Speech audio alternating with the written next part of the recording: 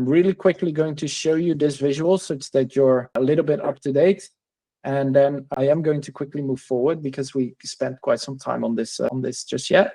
In short, but I do want you to grab the main idea. With metacognition, we're continuously thinking about our thinking and reflecting. So the first thing that we do is we're assessing our task. For example, studying topic A from chapter 1 from topic A. We're going to first jot down our strengths and our weaknesses. So what do we know about this topic? What do we not know? Then we're going to plan a approach. So we're going to identify how we're going to deal with our weaknesses and optimize our strengths. We're going to apply new learning strategies or anything that will, of course, help you with getting rid of the weaknesses.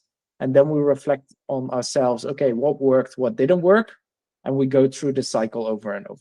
Okay, that's it in short. If you want to watch the extensive explanation, I'm going to upload the recording right after. So if you feel like you will benefit from that, take some time to go over that. All right, Natasha, good to see you as well. In simple terms, metacognition, what you know, what you don't know, how are you learning, and when to change your strategy. So reflection. This is going to help you, first of all, with getting very clear on your understanding of material, because if you figure out what your weaknesses are and what you don't know, you can be way more specific with what you are going to spend time and energy on. A problem that a lot of students have, or a mistake I would say that a lot of students make, is eventually when exam season is coming close or they have a retake, is that they are going to just learn in chronological order from chapter 1 to chapter 9. The problem with that is that most of the time you don't have too much challenges with chapter 1 to 6.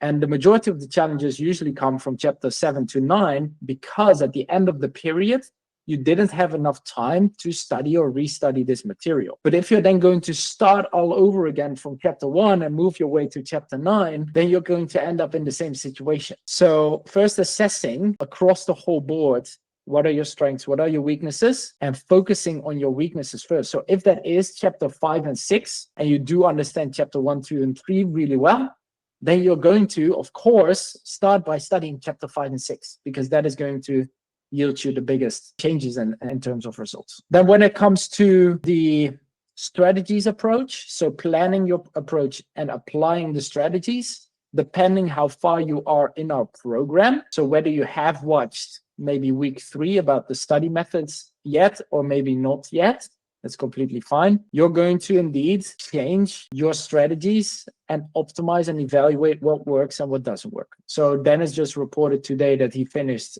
week 3 about the learning methods a bit more in preparation for class. So he's probably going to implement one of those strategies. And next week, if he has any questions or he's evaluating how it worked, he's going through this cycle, this metacognition cycle.